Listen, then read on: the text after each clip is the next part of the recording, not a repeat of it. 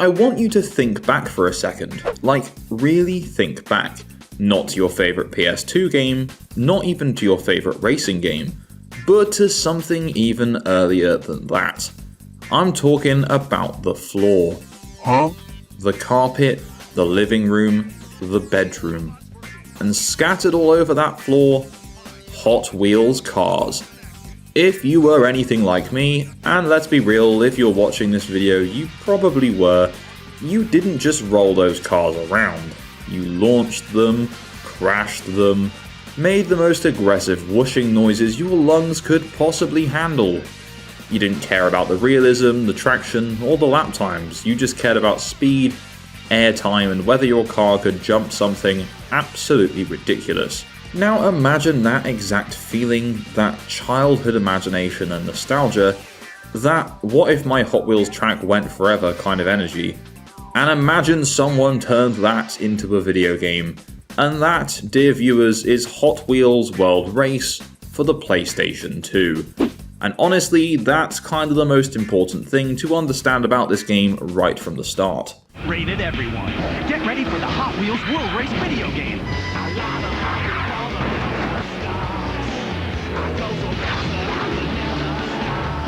Hot Wheels World Race video game. Drive the impossible. So, Hot Wheels World Race is not trying to be Gran Turismo, it's not trying to be Need for Speed, and hell, it's not even trying to be Burnout.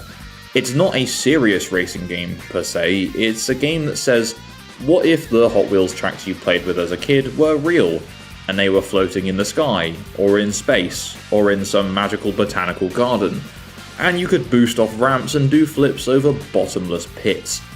That's the pitch, and to its credit, that is exactly what you get.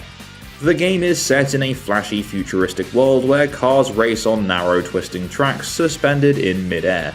The tracks loop, they tilt sideways, they climb walls, they launch you across gaps that feel completely unreasonable. And the entire design philosophy is very, very simple. Go fast, get air, get boost, rinse and repeat. Now before we dive any further into Hot Wheels World Race, if you're a fan of underrated games, racing games, then why not hit that subscribe button and tap the bell for notifications to stay up to date with my future uploads. And whilst you're at it, if you want to be the first to know about all my upcoming projects or just come and chat about some cool games, like Hot Wheels World Race, then join my Discord server using the link in the description below. Anyway, let's get back to some high-speed antics. So, at its heart, Hot Wheels World Race is a boost-focused arcade racer. You are constantly being pushed forward by the game itself. Little blue arrows on the track act like conveyor belts of speed, flinging your car forward at ridiculous speeds. Golden rings are scattered throughout each course, and collecting them fills up your nitrox meter, the game's boost system. And these rings are not to be confused with the Sonic the Hedgehog rings. So once that meter fills, you can hit the button, and suddenly your car takes off like it's been shot out of a Hot Wheels toy plastic launcher. And honestly, that part never really gets old. Boosting down a straightaway, blasting past opponents, launching off a ramp at full speed, it captures that Hot Wheels fantasy perfectly. Because this isn't about finesse, it's about momentum and timing and hitting the boost at just the right moment so you fly further, faster and higher than everyone else. So not only do those golden rings act as boost meter chargers, but they are also collectibles. There's 100 of these gold rings scattered through each level, so if you want to go for 100%, you're going to need to find all 100. And in the earlier easy tracks, that's, well, easy to do. But as you get later into the game, some of these rings are scattered throughout different side tracks, by boosting further on jumps, so on and so forth. They get a lot harder to find. But the other thing with these rings is that if you collect 50 in a level, and you come third or better, you will unlock a new car. But we'll talk more about the cars later. So, much like its iconic and in my opinion underrated predecessor, Hot Wheels Turbo Racing on the PS1, there's a trick system. When you launch off of a ramp, especially the bigger ones, you'll find yourself soaring through the air for a surprisingly long time. And during that hang time, you can perform tricks. flips forward and backward, and rolls left and right. Now, yeah, let's be honest about it, it's really not a deep trick system. You're not pulling off SSX level insanity here. You're not even chaining them together. But really, that simplicity kind of works in the game's favour. And that's because the game isn't about mastery through being complicated, it's about accessibility. A kid can pick it up and pretty much understand it immediately. And I can attest to that because I was a kid when I first played this, and I pretty much understood it immediately. And I was not clever. You flip, you roll, you land clean.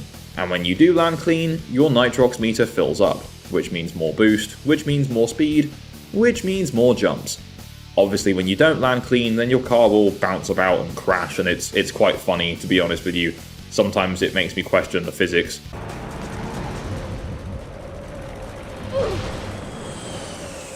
But it's a loop that's very easy to grasp, and very satisfying when it clicks.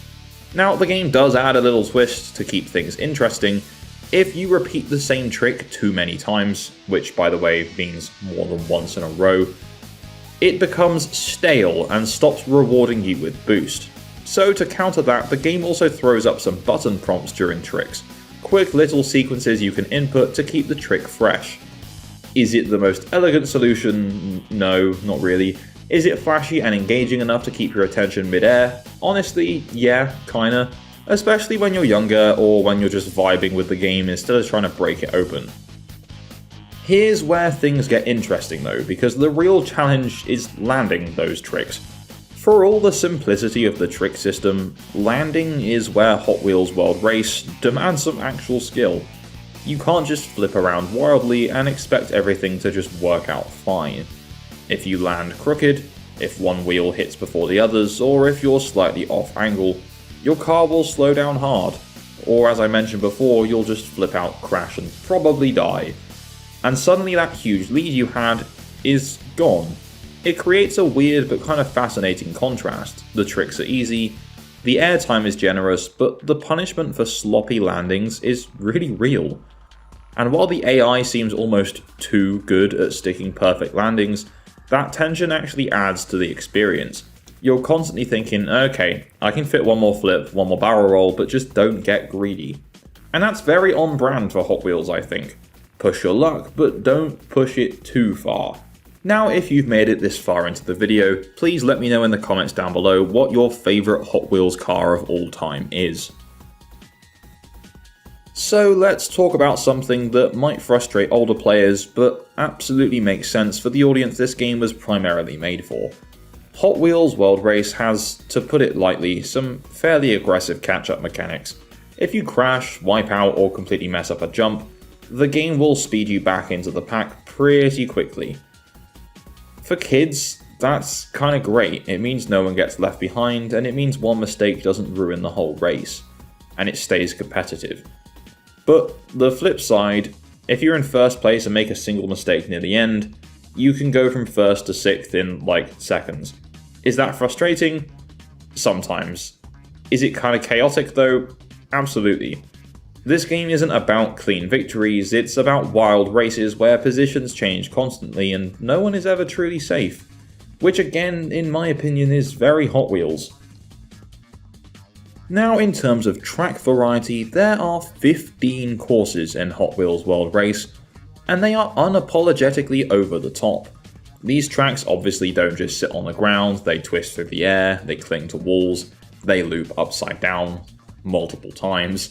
They launch you over massive gaps that look like they were designed by a kid with unlimited imagination. And visually, they look exactly like what they're supposed to be. Not real racetracks, duh, but giant Hot Wheels playsets brought to life. Bright colours, cartoonish environments, lava waterfalls, oversized plants, stupid architecture. Is it subtle? No, not even remotely. Is it realistic? I don't even know why I'm asking that, but it is memorable, and it fits the tone perfectly. The only real downside is that at speed, things can get a little hard to read. The tracks move fast, the camera stays close, and sometimes you won't see a corner, ramp, or shortcut until it's already behind you, or you've crashed into it. Which leads into a lot of trial and error. But honestly, it encourages replay. You don't master these tracks on the first run, You memorize them, like you would a real Hot Wheels track layout. So let's talk about how the cars feel. Hot Wheels World Race has a very light, floaty handling model. The cars don't feel heavy or grounded, they feel like toys, which, again, is kind of the point. But that does obviously come with some quirks. Tight turns require very careful braking and use of the handbrake, which can feel awkward at first, and some cars really don't favour that style of play. There's no real power sliding or drift system, which means cornering can feel slower than you want it to be, and that's when you notice that the AI is definitely not on the same physics model that you are. It's not so much broken as it is just a bit different, and I guess a lot of AI in racing games in that era certainly abided to those same rules. Once you adjust to it, it does become manageable, and there are cars with better grip stats, and I would highly recommend using those. Obviously, you're not supposed to be drifting corners at full speed. You're supposed to line yourself up for the next boost and ramp and jump, but it can get frustrating. But when you play it on its own terms, the controls do start to make some more sense. So speaking of the cars, one of the game's biggest strengths is its car roster. So the cars are split into 5 different categories, which is the 5 different teams from the Hot Wheels World Race movie that this game is actually based on. So those categories are Road Beasts, Dune Rats with a Z, Scorchers, Street Breed, and Wave Rippers. You've got the icons like Roger Dodger and Twin Mill, then we got some of my favourites like Crazy 8, Golden Arrow and Diora 2, and plenty more. Each car feels different because they've got different handling stats, acceleration stats, boost stats, so on. Each one obviously looks distinct, and unlocking them gives you a real sense of progression.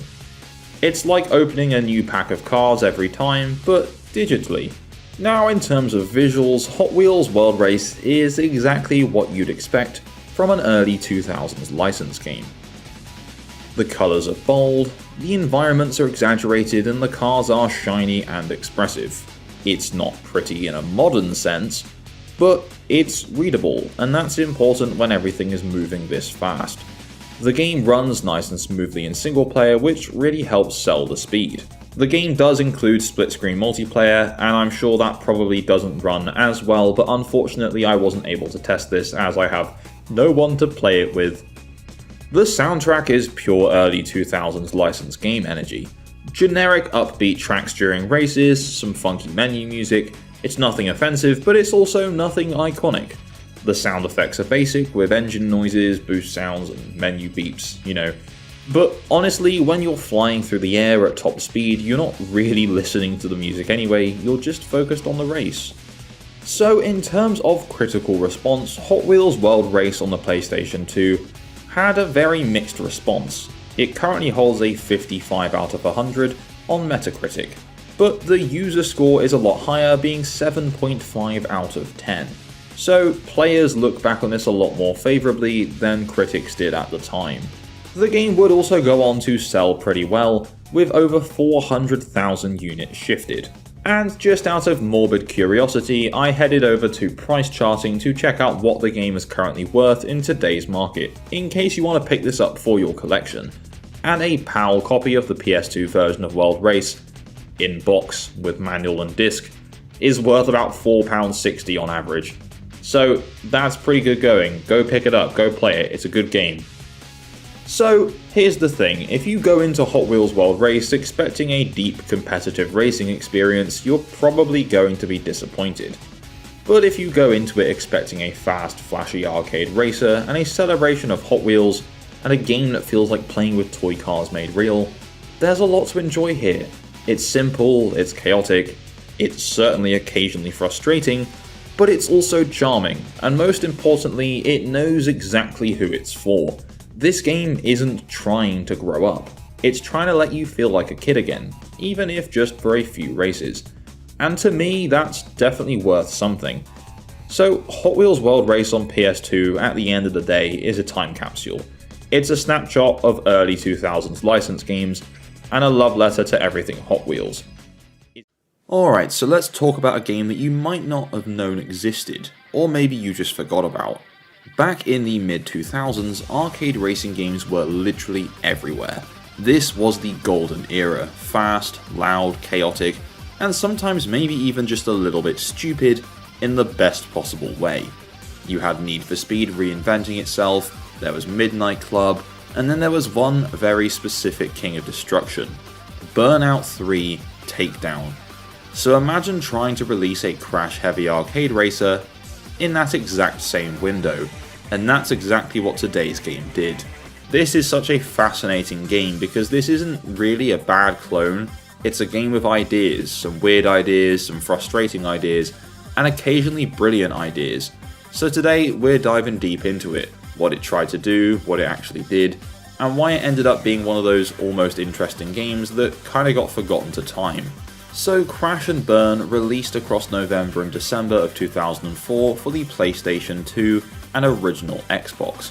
It was developed by Climax Racing, who later went on to be known by Black Rock Studio, as in the same guys behind Pure and Split Second Velocity, and the game was published by Eidos. At its core, Crash and Burn is exactly what the name suggests it is. You race, you crash, and eventually, you will probably burn.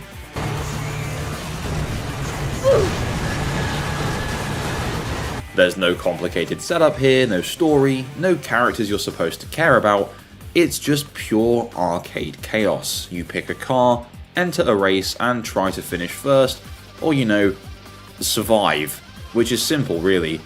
But the twist, or the thing that sets the game apart, is that destruction isn't just a spectacle, it's literally the entire system. See, in most racing games, if you crash, you reset, maybe you lose speed, maybe you rewind, maybe you explode in dramatic slow motion like in Burnout. But in Crash and Burn, the wreck stays.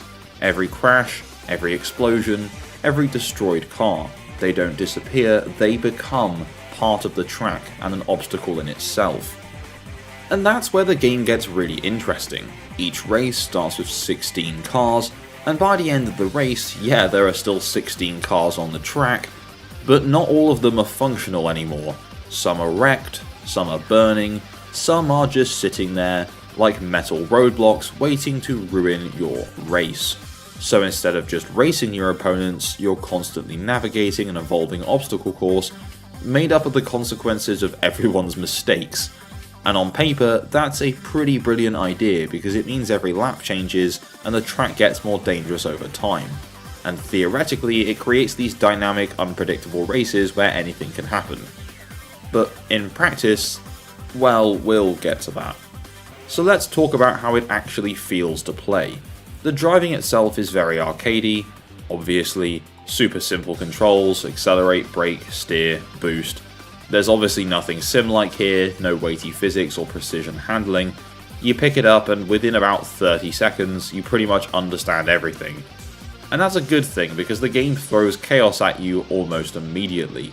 Cars are constantly bumping into each other, the AI is aggressive, borderline reckless, I would argue maybe even stupid, and collisions are frequent. You're not just racing clean lines around corners, you're fighting for space, and sometimes you're just fighting for your life. Now when crashes happen, they are messy. Cars flip, they spin, and get launched across the track. Flames erupt, debris flies everywhere. It's not as polished or cinematic as Burnout, but it definitely has a scrappy charm. But the problem is, the game doesn't really balance that chaos. So remember that cool idea about the persistent wrecks on track? Yeah, that's also the game's biggest problem. Because as races go on, the track doesn't just get more interesting, it can get worse. Wrecked cars start piling up in the worst possible places like tight corners, blind jumps, narrow sections, and eventually it stops feeling like a dynamic system and it just starts feeling like traffic hell.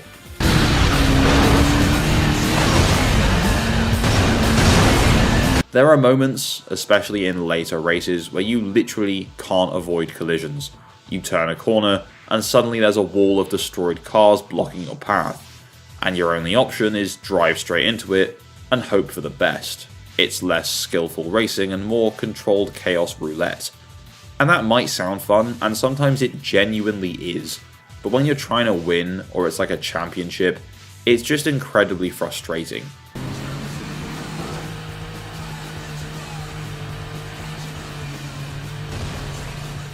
And the AI does not help at all. The CPU drivers are, how do I put this nicely, not smart. They don't avoid wrecks effectively, they don't really adapt, they just keep driving like everything is fine, smashing into obstacles over and over again. Which sounds funny, and it is at first, and can be in certain situations, but it leads to weird situations where sometimes most of the field wipes itself out. You'll finish races where only a handful of cars actually cross the line, and there's been a couple where it's literally just been me. And success often comes down to one thing in this game, and that's just getting ahead early, because if you get caught in the pack when things start going wrong, which is, turn 1 basically, that's it. Your race is basically over. You get stuck in pile-ups, lose too much time, or take too much damage, and there's no real way to recover from that. So instead of exciting back and forth racing with some scrapping, you end up restarting races just to get a better start, which isn't exactly thrilling gameplay.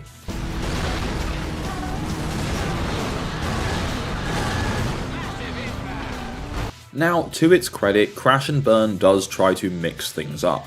There are several different race modes, and some of them are genuinely quite entertaining. You've got your standard races, of course, but then there's stuff like Kamikaze mode, where half the cars drive one way around the track, and the other half go the opposite direction. And yes, it's exactly as chaotic as it sounds. The first lap in this mode is basically a demolition derby. Cars smashing head on, explosions everywhere. It's ridiculous and honestly one of the highlights of the game. There's also modes like Last Man Standing, all designed to lean into the destruction heavy gameplay, and while none of them are super deep, they do add some variety, but the problem is they don't really fix the core issues at hand. So the tracks themselves are based on real world cities across America, like Miami, Las Vegas, and San Francisco, but don't expect anything too detailed. These are pretty simple circuits, short laps, basic layouts, not a lot of technical complexity, and at first that does work in the game's favour, because the simplicity makes it easier to learn tracks quickly, but over time, they start to feel repetitive. And worse, some of them are clearly not designed with the wreck system in mind, like narrow roads, tight choke points, and awkward intersections. These areas become disaster zones once wrecks start piling up. There are even intersections with live traffic crossing through them, adding another layer of unpredictability, which again sounds cool until it completely ruins your race. Now, one thing to give credit to these tracks, something that annoys me in some racing games is when instead of upping the difficulty as you progress, they just make the races longer by adding more laps, which means sometimes if you're on a longer track, you're going to be playing one single race for like 15 minutes. But in this game, even though sometimes they do go up to 8, maybe even 12 laps usually take like 30 seconds, sometimes less, so races still don't feel too long, even when you have a lot of laps to do it in.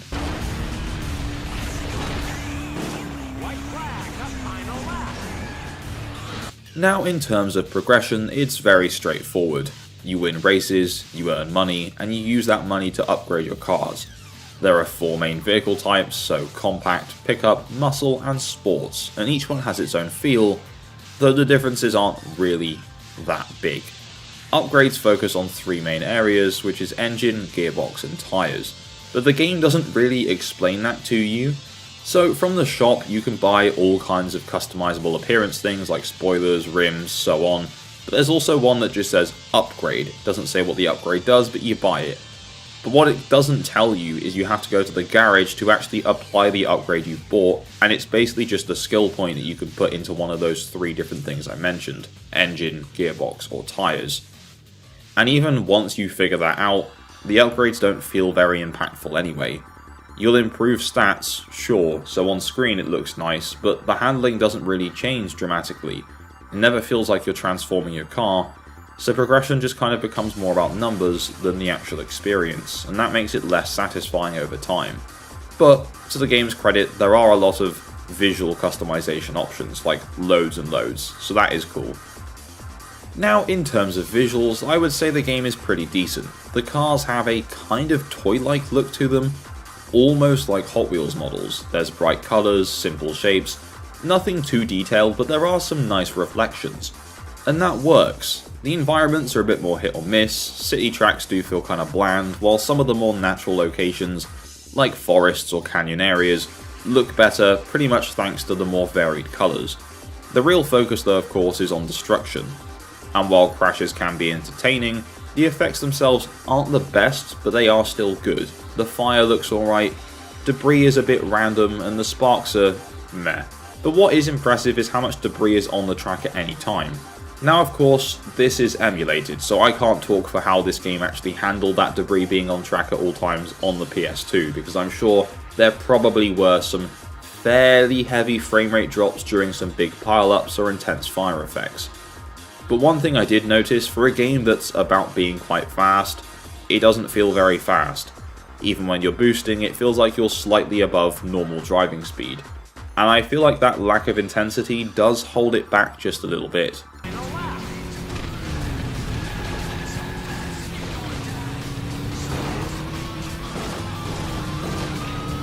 Now the audio is another mixed bag. The crashes sound pretty good, big heavy impacts that definitely sell the destruction, but everything else is kind of just Engines all sound kind of the same and there's no real personality here. The soundtrack's not bad, it's got this high energy rock licensed song vibe, but there aren't many songs on there. I heard like the same 4 or 5 on repeat. And then there's the announcer, who is weirdly enthusiastic about destruction and, well, death. Lines like "somebody call 911" get repeated a lot, and it can be funny. There are moments where the dialogue is funny, but because there aren't many lines, as you play through the games you hear just the same thing over and over again, and it starts to feel less exciting and more just a bit awkward.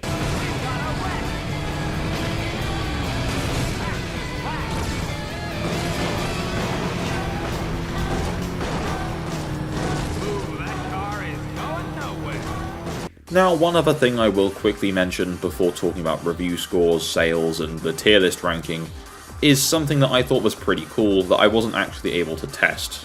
And that's online play, where you could apparently race against up to 15 other players, and if you didn't have that many, the AI would fill the gaps to keep the races full. And honestly, that's where the game would make the most sense, because those human players would bring unpredictability in a way that feels way more natural than the AI chaos. Plus, showing off your customized cars and smashing into your friends would have added a layer of fun that the single player does sometimes lack. Of course, today those servers are long gone, but you know, it's still worth mentioning because that was a cool feature back then. So in terms of critical response, the PlayStation 2 version of the game currently holds a 63 out of 100 on Metacritic, and honestly, critics appear to be incredibly divided on this game. And I know professional video game critic opinions don't really matter in the long run, I just think it's interesting to look back through that lens. So there are scores as high as 80, but as low as 40, so God knows what the guy who gave it 40 was thinking that day. But in terms of user scores, which I would take with a bit more credibility, the PS2 version currently holds a 7.8 out of 10, with scores as high as 9 out of 10 and low as 6, which again is still a lot more fair.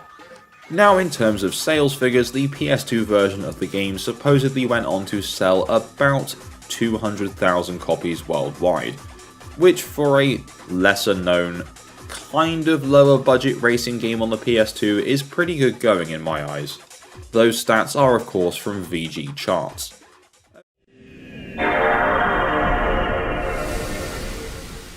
Back in the early 2000s, the PlayStation 2 was drowning in racing games. You had Gran Turismo 3, the Need for Speed series, Burnout, Midnight Club, and dozens of others.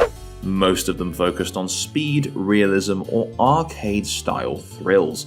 But then there was this odd little title, Road Trip Adventure. At first glance, it looked more like a budget kart racer with toy cars. But under that quirky exterior was something far more ambitious. A fully open world RPG where your car wasn't just a machine. It was the main character. So Road Trip Adventure goes by a few different names. In Japan it was released as Kurokyu HG2, and I'm sorry if my pronunciation was off there. It was also just released as Road Trip, or Everywhere Road Trip, and then eventually Road Trip Adventure. The game released across January 2002 all the way up to July 2003, depending on where you lived in the world, and it had a few different publishers as well. In Japan it was published by Takara, in North America it was published by Conspiracy, and in PAL regions it was published by Playit. But nonetheless, the game was developed by E-Game. So in Japan, Korokyu is a long-running franchise that most Western players never fully experience. At its core, the series is about racing cute toy cars. But this particular entry also incorporated an open world and RPG mechanics. The thing is, this wasn't just a game about racing, it was a game about living as a car. You drove through towns, talked to NPCs who were also cars, did side quests for them, collected parts, played a variety of mini-games, and yes, of course, competed in races. In many ways, it was a racing game meeting Animal Crossing with toy cars. Which might sound ridiculous, but that's kind of what made it stand out. So how did it all work? Well, when you start the game and choose adventure, you're greeted with a cutscene of the car president deciding he's bored of being president. So he's gonna host a series of races, and the person who wins becomes the next president. Quite a funny, weird little premise for a racing game, but you know I love a story in my racing games. So I was then asked to input my name and the name for the currency, which I was a bit confused by as I wasn't quite sure if it was just a mistranslation, but no, they actually wanted to know what I wanted to call the game's currency, so I just went with a bunch of dollar signs. I was then put into the world as what appeared to be a little toy Mercedes, and I just hopped straight into a race. Soon after completing this race though, I realised that the world already had opened up. Instead of just being limited to racetracks, I could drive freely across towns, highways, and the countryside. I could stop to get photos done, visit shops to buy parts or different bodies or paint, or just enter random houses and talk to other cars who might give me a quest. The racing itself was still central, of course, because it was all themed around a license system, so you had to win all the races in the C class, and then all the races in the B class, A class, so on and so forth, until you reached the top. But these weren't just about coming in first place, because they also rewarded you with money, and sometimes car parts, which fed into the game's RPG style progression system. Instead of leveling up like in a traditional RPG, you could upgrade your engine, tyres, bodies, brakes, wings. You could even add jet propulsion, or some assistance for underwater driving. Customization was a huge part of the experience, and you could make some interesting combinations. At one point I ended up with just a bus. And to me already that's what made Road Trip Adventure special. It was everything you could do outside the races. You could explore hidden areas, collect stamps for travelling to new locations or completing quests, and eventually you even founded your own town where other cars can move in and set up shop. Sure, it was kinda silly, but it certainly gave the game a sense of charm and personality that you didn't see in many other PS2 racing titles. The graphics, whilst colourful, even for 2002, were pretty basic. The car models look alright, but the environments are blocky and simplistic, and it gave the game quite a budget feel. But that's definitely not the worst thing in this game, because that goes to the racing physics. Now obviously this wasn't a tight arcade racer like Burnout, but it also wasn't a deep simulator like Gran Turismo. It was in this awkward place in between, but without the precision of either, and that made the actual racing segments feel weaker compared to the rest of the game. And it also meant there were some very glitchy moments where cars would just fly off into the air. And on top of these issues, I've also read there's some mild controversy around the soundtrack on this game, with some songs on there being composed by Michael Walthius, but to this day he's uncredited. Now thankfully the dodgy physics didn't really affect my overall playthrough. It mainly just made me laugh when I watched other racers just fly off or crash into things, but it is important to note when playing that you could also have this happen to you.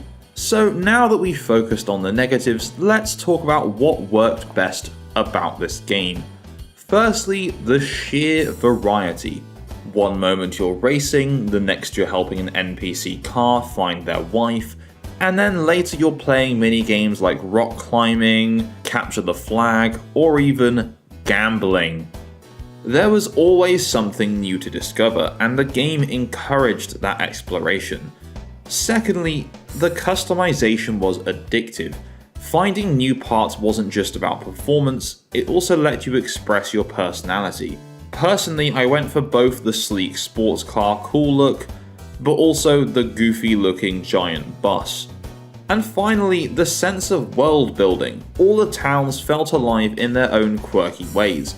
NPCs had routines, side stories, and weird conversations.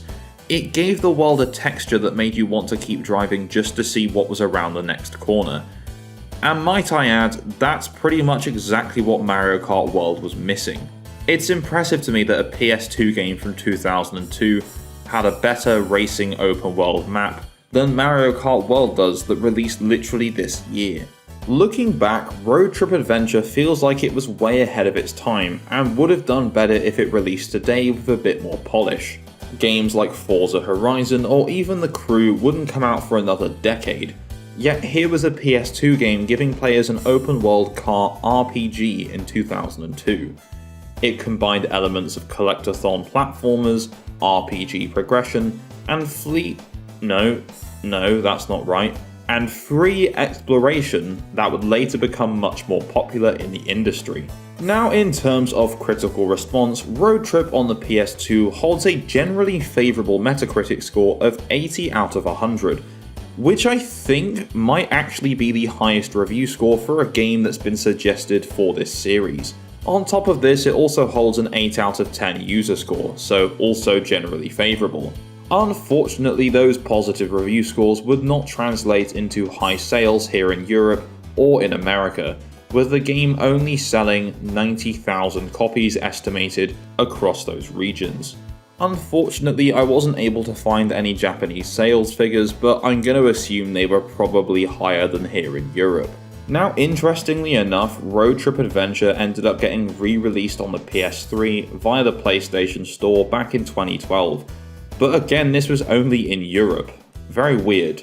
Despite its flaws, the game oozes charm, there's a lot of depth, and there's a lot of fun to be had. And not only that, there's a lot of game to actually play. If you're going for 100% completion, which by the way this game does have a good set of retro achievements, then you're going to be playing it for a while. Now, from what I can see, Road Trip Adventure has a small but passionate fanbase still to this day. Fans remember it for its ambition, its charm, and well, its creativity. Sure, it didn't sell millions or even hundreds of thousands, and it never became a big franchise here in the West, but those who played it often talk about it as one of the PS2's hidden gems. Released in 2001 exclusively for the PS2. Developed by EA and built as a kind of spiritual successor to NASCAR Rumble, which by the way I'm really sorry I haven't played, Rumble Racing took the basic idea of chaotic arcade racing and pushed it even further into absurd territory. Gone was the NASCAR license and the restraints of real-world vehicles. Instead, EA leaned fully into creativity, building a game that felt like someone mashed together Mario Kart, Hot Wheels toys, and also a completely over-the-top stunt show, and then cranked that speed dial way up. But here's the question. Nearly 25 years later, does Rumble Racing still hold up? So today we're going to go back into this PS2 era to find out why this game became such a cult favourite, and why even today it feels surprisingly unique. My name is Kledge, and together let's dive in to Rumble Racing. So before we talk about the actual gameplay itself, it's worth remembering the time this game released. The early PS2 era was packed with racing games, and most of them leaned more toward realism. You had Gran Turismo, which was dominating the simulation side, games like Ridge Racer were keeping the traditional arcade alive, and futuristic racers were still riding the popularity wave of games like Wipeout. But Rumble Racing, well, wasn't trying to compete with any of those. Instead, it leaned into this pure arcade insanity.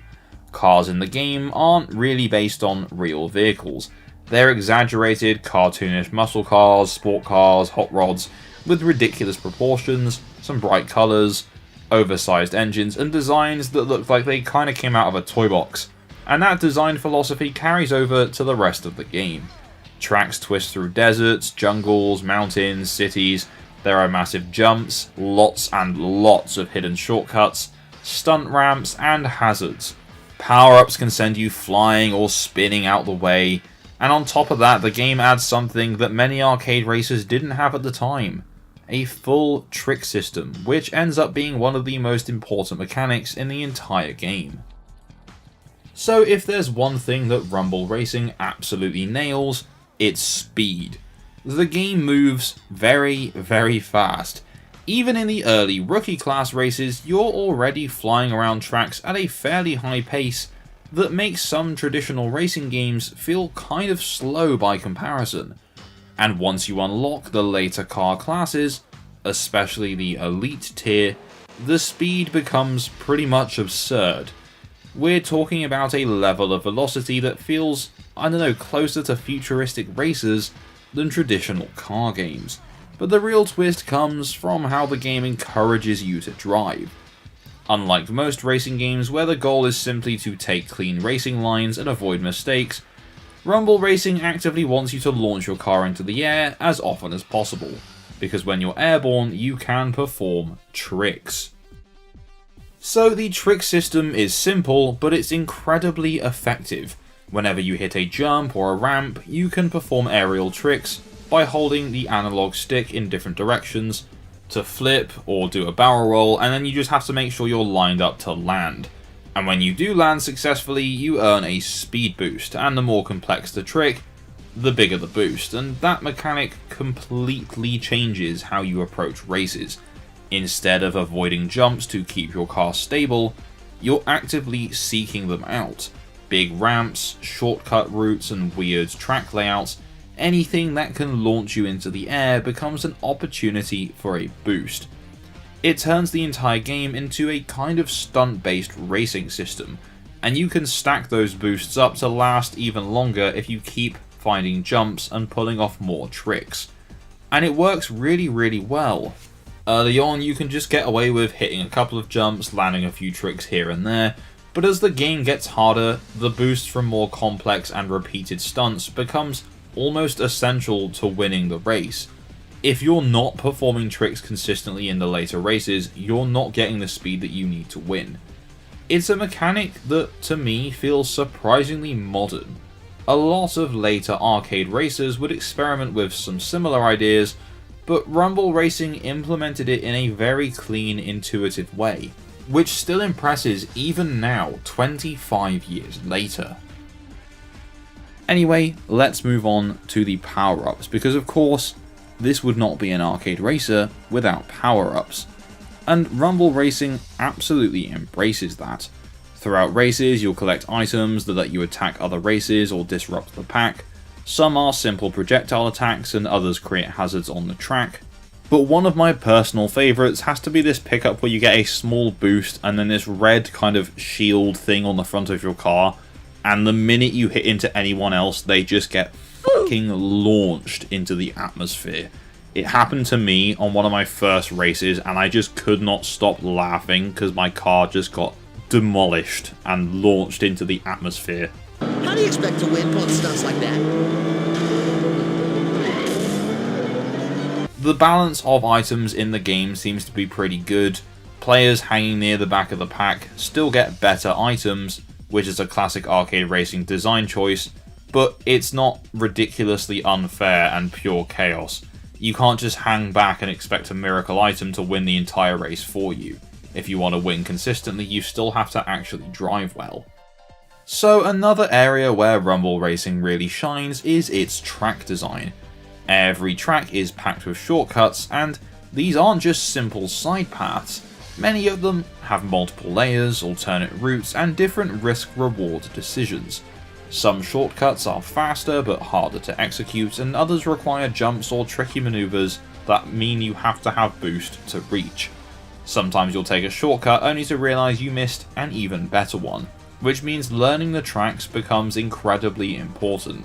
As you play through the championships, you gradually start memorising where the best routes are, where the biggest jumps are, and where the hidden paths are in fact located.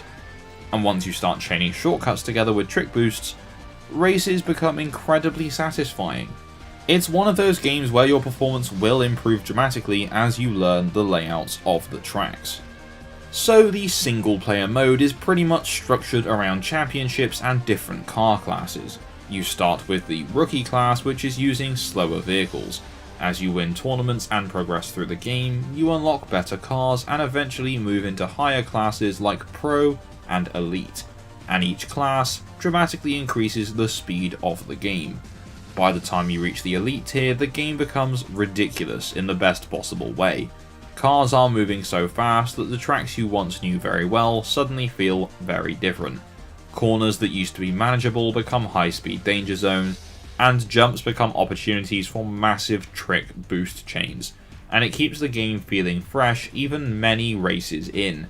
The constant unlocking of new vehicles and tracks gives the game a strong sense of progression. However, there was one car that I unlocked quite early into the game called Dragon, and it had this really creepy smile that reminded me of the Cheshire Cat, and honestly, it did kind of give me nightmares. Anyway, there's always another car to earn, another tournament to complete, and another track to master, and that's what I love so much about this game.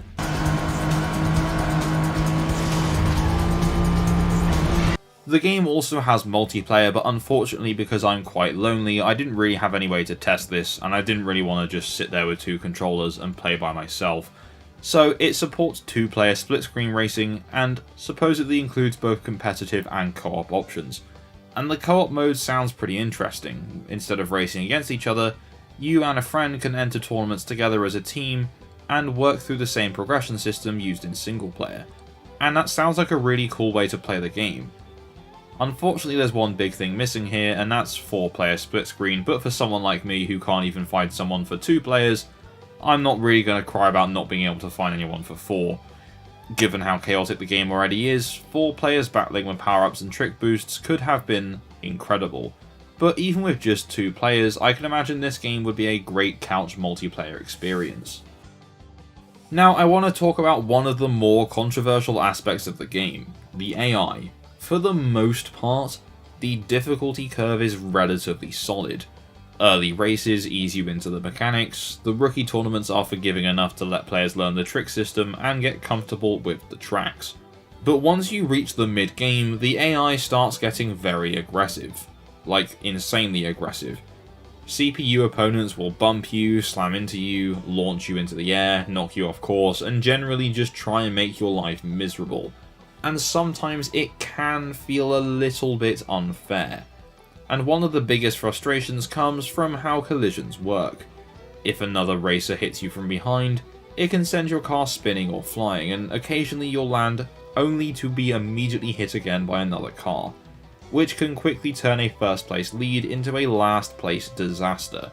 It's the kind of chaos that fits the arcade style of the game, but it definitely can be frustrating in certain moments.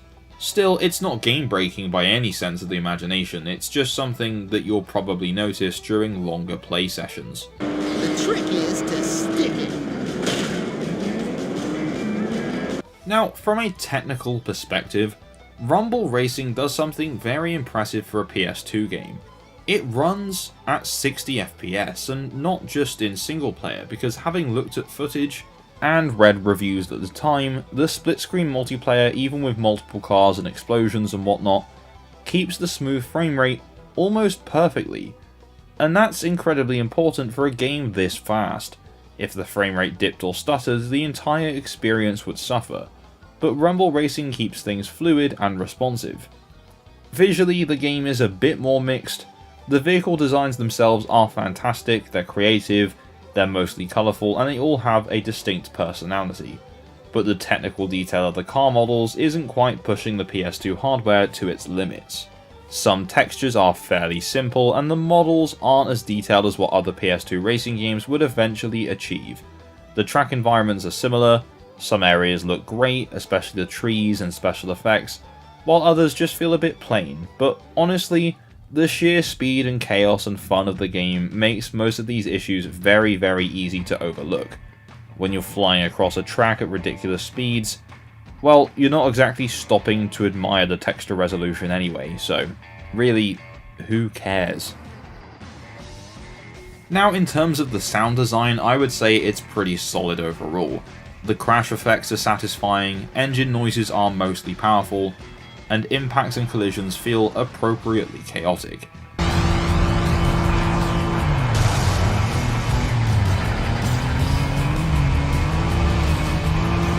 I am now bathed in a glorious light. The only minor downside to me is that the engine sounds aren't dramatically different from car to car, but since this isn't exactly a simulation racer, it's not really a huge problem. And then there's the music. The soundtrack leans heavily into a kind of country rock southern style sound that fits the exaggerated hot rod aesthetic of the game. Whether you actually enjoy the music is obviously going to be subjective. Some of you may love it, and some of you might just turn the music off. Fortunately, the game lets you adjust the audio mix, so you can easily turn the music down and just let the sound effects take center stage. There's also a race commentator who chimes in during races. Thankfully, the frequency and tone are kind of restrained compared to some other arcade races of the era. He adds a bit of flavour without becoming too annoying, but you probably will start to hear phrases repeated after, well, not too long playing. So how did the game fare in terms of its review scores and sales at the time? So as I mentioned, this launched back in 2001, and review scores were incredibly positive. The game currently holds a Metacritic score of 85 out of 100, with high scores as high as 100 from certain critics. The game wasn't exactly EA's best seller, but it sold a modest 200,000 units, and those figures are from VG charts. Looking back today, what really makes Rumble Racing interesting is how unique it still feels. Modern racing games rarely combine all of these elements, arcade racing, trick-based gameplay, destructive power-ups, and extremely high speeds. Usually games focus on one or two of those ideas. Rumble Racing just goes f*** it and throws them all together, and somehow it works really well. The trick system encourages skillful driving, the shortcuts reward track knowledge, the power-ups create chaotic moments, and the constant unlocking of cars and tracks keeps the game engaging. And also, when you're barrel rolling over the top of other drivers, it just looks cool as f***. It's the kind of game that was very clearly designed with just pure fun in mind. So, more than 20 years later, Rumble Racing still holds up surprisingly well.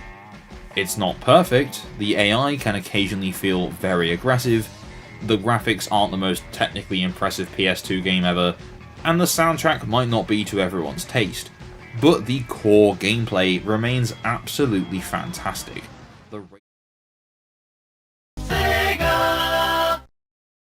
When you hear the name Sega, what comes to mind?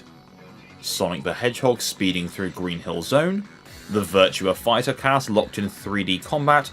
Maybe the pumping arcade anthems of Daytona, USA? But in the late 90s, Sega was more than just the company behind blue mascots and fighting game revolutions. They were also the kings of the arcade, and at the heart of it all was Yu Suzuki, a man whose visions for games blurred the line between entertainment and simulation. In 1999, Suzuki turned his attention away from martial arts and fantasy role-playing and decided to chase his passion for cars. The result wasn't another arcade free-for-all like Outrun, no. This was something more disciplined, more demanding, more pure. A game that asked players not just to race, but to drive. This is F355 Challenge. The Ferrari F355 was already an icon by the late 90s. It was produced from 1994 to 1999 and was Ferrari's answer to critics who felt the company had lost some of its magic. Sleek, precise, and powered by a 3.5 litre V8 capable of just about 380 horsepower, the F355 was a car that embodied balance. Not the most powerful Ferrari ever made, but one of the most celebrated for the way it drove. Now, Yu Suzuki was a Ferrari owner himself, and an F355 owner nonetheless. He wanted to bring that Ferrari passion into gaming, but not as a broad racing experience, but as a shrine to just one car. Now, allegedly, he actually used data from his own 355 at different tracks to implement it into the game when it was in development. So in the arcade, this dream manifested into the F355 Challenge cabinet. And not just any cabinet, this thing was an absolute monster. 3 screens surrounded you, offering a panoramic view of the track and the ability that you could look out of your left and right windows. Force feedback steering bit into your hands and pedals required precision. You could also shift gears using paddle shifters. It wasn't just a game, it was basically a Ferrari cockpit. And I'm sure for a lot of players, it was quite overwhelming. No boost pads, no drifting corners at 200 miles per hour, just pure racing discipline. But for others, I'm sure it was the most immersive driving experience they'd ever had. Sega was in somewhat of a transitional period around the year 2000. The Dreamcast was out, and it was struggling against the juggernaut that was Sony's PlayStation 2. So F355 Challenge was actually ported to the Dreamcast first, releasing between August to October in 2000 depending on where you lived in the world. And it was a surprisingly faithful home version. I mean, sure, you only had one screen now, but the handling, the tracks, and the philosophy carried over intact. Then, in September 2002, the PlayStation 2 got its own port. This version was slightly different from the Dreamcast's, with slightly better graphics, updated menu designs, and a whole new mode, called the Great Driver Challenge. However, within this PS2 version, the frame rates were less stable and some textures just didn't look as high quality. There was something about the presentation of the Dreamcast original that had been slightly dulled here. Still, the heart of the game remained, a pure simulation experience in an era where most racers were chasing flash and variety. So in the package you got a fair variety of different game modes. You got the classic arcade mode, a championship, the Great Driver Challenge that I previously mentioned where you get points for staying on track, cleanly overtaking, and so on and so forth. There was also a split screen mode that sadly I wasn't able to test because I don't have any friends. One thing I really do like about the PS2 version of the game, and it's quite a minor detail, but the main menu just looks so much nicer than the Dreamcast version. It's much more in line with its arcade counterpart versus the fairly simple screen you got when you booted up the Dreamcast port. So here's where things get interesting. Unlike just about every other racing game on the PS2, F355 Challenge gives you simply one car. That's it, no garage of 200 vehicles, no hidden unlockables, no quirky bonus modes, just the Ferrari F355. Instead of variety, this game really leaned into mastery. Could you learn the quirks of this car? Could you tame its mid-engine balance? And could you brake early enough into corners without losing your pace? The handling in the game obviously went for a much more realistic feel than a lot of other PS2 racers at the time. And whether or not you're a fan of that handling entirely depends on what kind of racing games you like to play. The 6 original tracks from the arcade version were present here, such as Suzuka and Monza, but they also included 5 extra circuits including Atlanta, the Nürburgring, and Fiorano, which is a private racetrack owned by Ferrari specifically for testing purposes, which is a pretty neat inclusion into a Ferrari game. Each track is very faithfully represented, especially for the time, and each of these tracks demanded a different mindset. And with the game's training modes, you learnt this pretty relentlessly. To be honest, with how much practice you have to do before you can actually get any good, it almost feels more like a racing school or a driving test than an actual racing game, which, depending on who you ask, was either brilliant or the most boring thing ever. The training mode was kinda like Gran Turismo's license tests, such as perfecting corners or nailing your braking zones. The game also had adjustable driving assists, which meant that casual players could ease into the game, while purists could jump straight in and switch everything off and just wrestle with the physics engine. Oh, and whilst I'm talking about features in the game, the soundtrack absolutely slaps.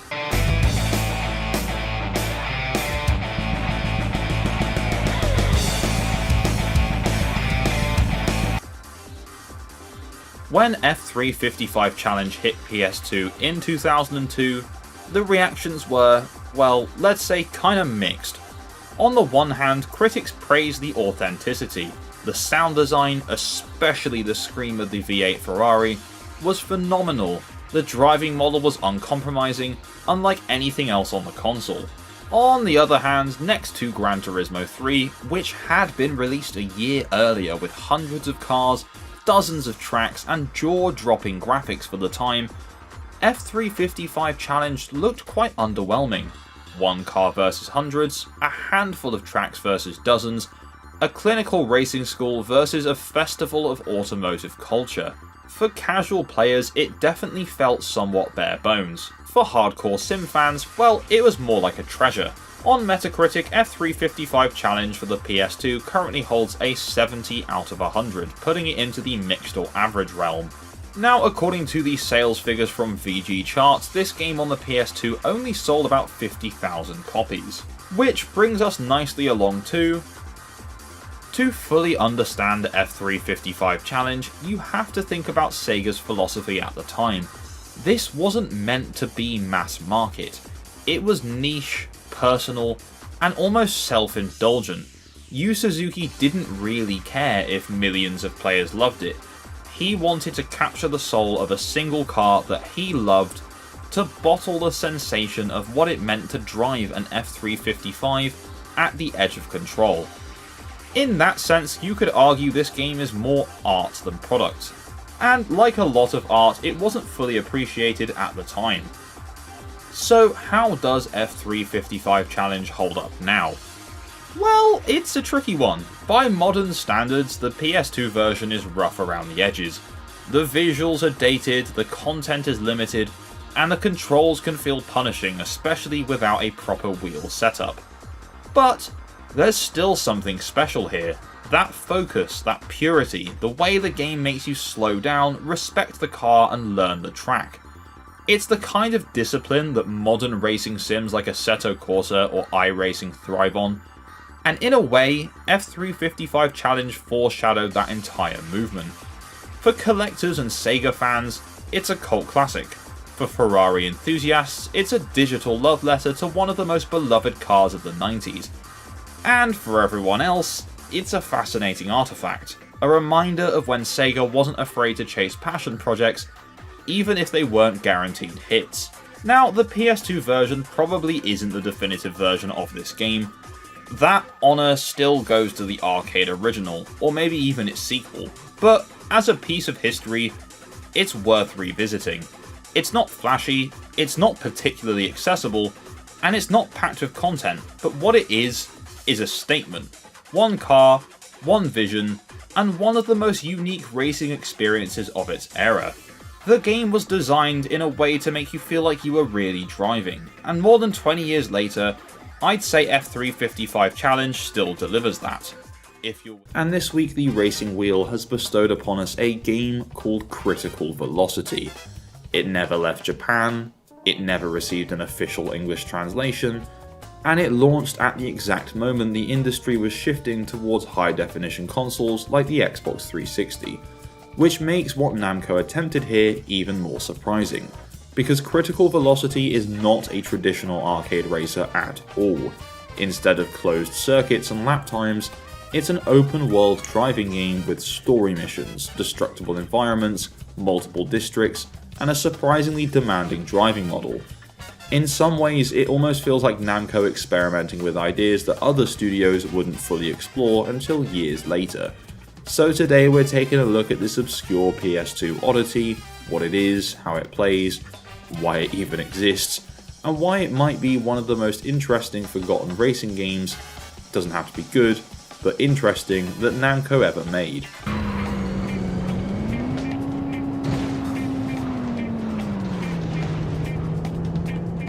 So to get a better idea of what Critical Velocity is, we kind of have to look at where Namco was at the time.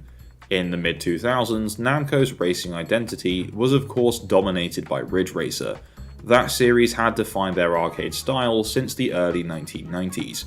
Smooth drifting, neon tracks, fast and somewhat approachable racing.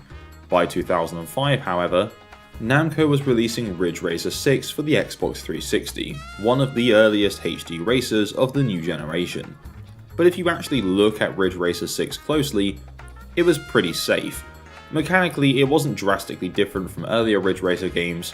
It was essentially the same formula, just running in HD. Meanwhile, over on the PS2, the supposedly older outgoing console, Namco released something far stranger: Critical Velocity. Instead of sticking to circuit racing, they built a fully explorable city, complete with districts, missions, side quests, traffic, and a loose story campaign. It's the kind of design decision you might expect from a brand new franchise, not a quiet Japan-only PS2 release, and yet, here it is.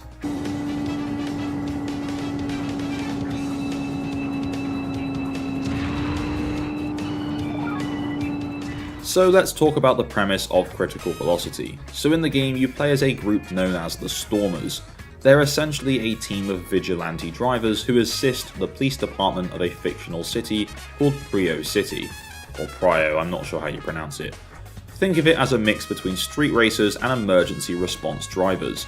Instead of simply competing in races, your role is to take on missions across the city, like chasing criminals, performing stunts, rescuing civilians, and navigating some somewhat dangerous environments. There is a story tying everything together, delivered through dialogue and mission briefings.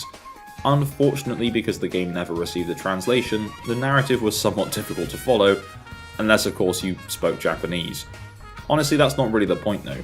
However, I think there was something wrong with my emulated version because all the cutscenes looked horrible. I'm not going to show you an actual clip because it's very flashy, so I'll just share a single screenshot. So for the sake of fairness, and so you can see how kind of impressive the models and cutscenes were, here's a clip from one of the cutscenes that I've pulled from YouTube.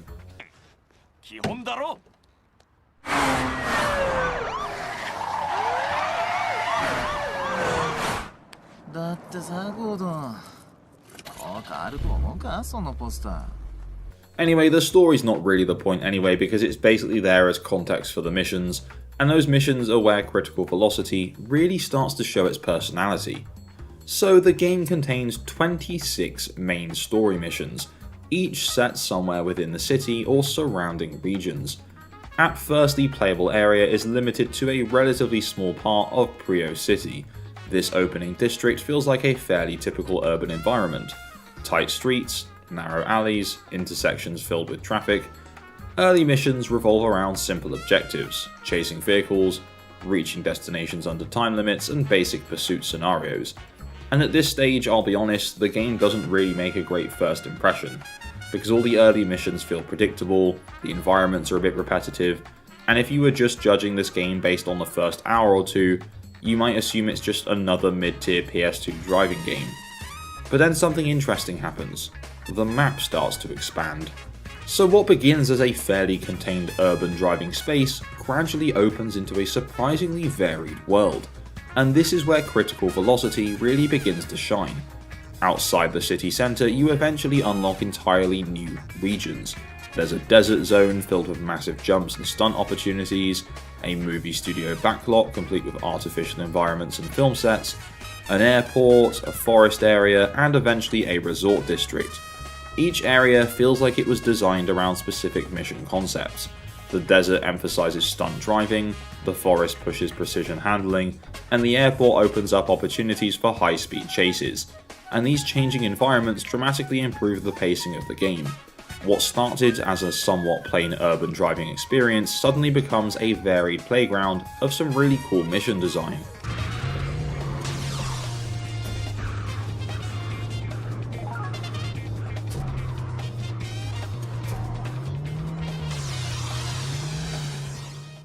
Anyway, as the map expands, the missions themselves also become a bit more creative. Early on, as I mentioned, you'll mostly be chasing targets or racing against time. But later missions start introducing some weirder objectives, shall we say. For example, you might be tasked with filming a stunt movie, performing precise jumps and maneuvers for a production crew. It was at this point where I kind of thought, okay, Critical Velocity, I'm listening, you have my attention. There was one particularly memorable chase that ends in a multi-story parking structure where you pursue a suspect up floor after floor of cramped ramps before escaping the building. These missions transform Critical Velocity from a simple driving game into something closer to a vehicle action game. You're not just racing, you're kind of improvising and adapting to these unpredictable environments that the game throws at you, and trying to survive situations that feel more like action movie set pieces than traditional racing events. And that's a lot of fun. Another surprisingly strong element of this game is the vehicle selection. Unlike many arcade races where cars differ mainly in top speed, the vehicles in Critical Velocity actually feel meaningfully distinct. Some cars accelerate quickly but struggle at higher speeds, others are built for stability and grip on winding roads, some handle well off-road, while others are clearly designed for urban pursuit. And whilst I didn't experiment with loads of vehicles during my playthrough because I opted to spend money on upgrades, just seeing that variety was impressive by itself. And that variety becomes important in the later missions because if you do choose a wrong vehicle, it can make a challenge nearly impossible. You might attempt a mission several times before realizing that the real solution is just changing your car. Change your car. You've got a problem. Change your fucking car. And that kind of strategic choice adds a layer of depth that you don't always see in arcade-style driving games. The game also features a nitrous boost system, but it's not quite the standard press button to go faster mechanic you might expect. Instead, the game rewards dangerous driving. Performing near misses with oncoming traffic fills your nitrous gauge. Weaving through tight spaces and narrowly avoiding collisions generates boost energy. It's a system reminiscent of the design philosophy behind games like Thrill Drive, where risky driving becomes the core mechanic. And we'd later see that a lot in Burnout as well. But the balance here is interesting. You're rewarded for danger, but not excessively. The nitrous meter fills gradually, meaning you can't rely on infinite boosts, which means you have to master drifting, positioning, and some very careful traffic navigation. The result is a gameplay style that encourages calculated aggression. Drive boldly, but don't get reckless. And speaking of the traffic in this game is surprisingly hostile. Cars don't politely stay out of your way, they appear at intersections at exactly the wrong moments. They'll block lanes and drift into your path, and when you're chasing a target vehicle, the AI seems to deliberately weaponize traffic against you. Suspects will dart into oncoming lanes, they'll swerve through intersections filled with cars, and they'll lead you straight into the worst possible situations. It creates a sense that the city itself is working against you, which might sound frustrating, and at moments it definitely is, but it also makes successful pursuits incredibly satisfying, because when you finally thread your way through chaos at high speed, you feel like you've genuinely earned it.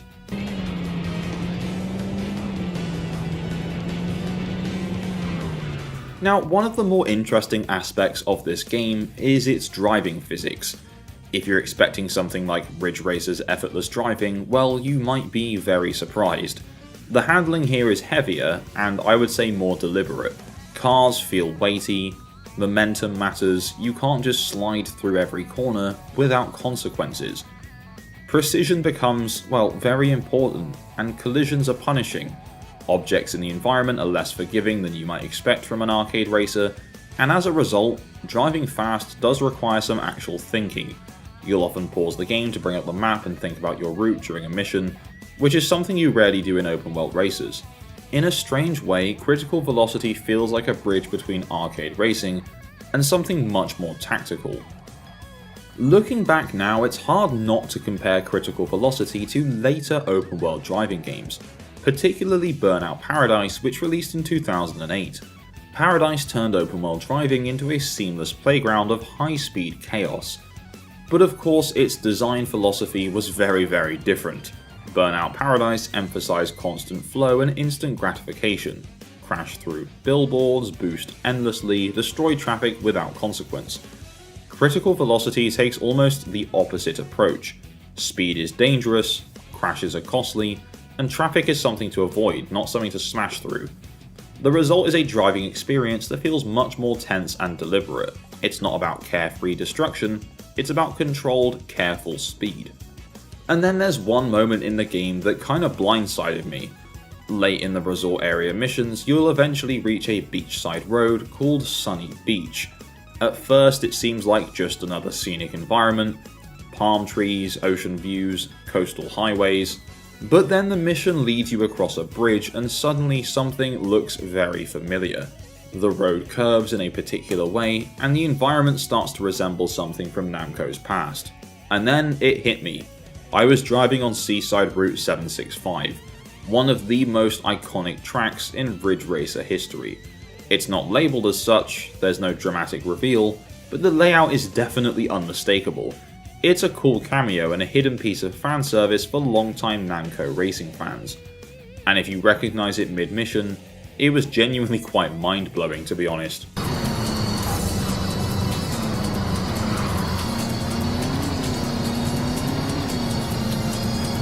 Another thing worth noting is that critical velocity can become very difficult.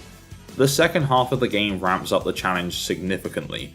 Targets drive more aggressively, routes become more complex, and missions often demand near-perfect driving.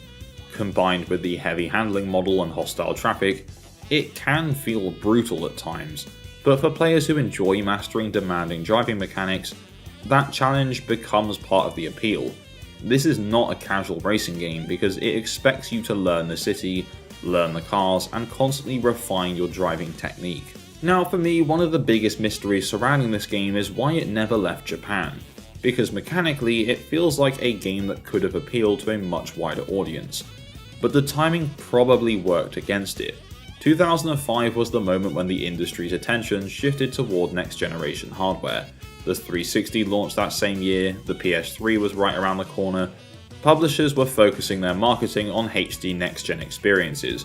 Releasing a niche open-world racer on the aging PS2 probably didn't seem like a great international investment, especially one with a heavy story component that would require translation. So Critical Velocity stayed in Japan and slowly faded into obscurity. Now of course, being a PS2 title, the visuals were limited by the hardware. The city isn't as detailed as later open world games, character models are somewhat simple but in the cutscenes they look really good. The textures are sometimes repetitive but the sense of scale is still impressive, and the car models look quite nice. Prio City and its surrounding regions feel large enough to support the mission structure, and a variety of environments helps keep the experience visually interesting. The soundtrack, meanwhile, leans into electronic and driving focused tracks typical of Namco racers. It's energetic, atmospheric, and fits the tone of the game nicely. In fact, audio-wise, the game is pretty solid, to be honest with you.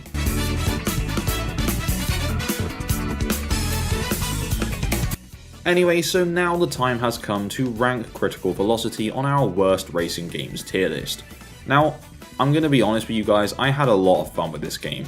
The open world map is a lot of fun, the small bits I could gather from the story seem goofy and fun, the driving is challenging but rewarding, and I just really enjoy the whole design of the game.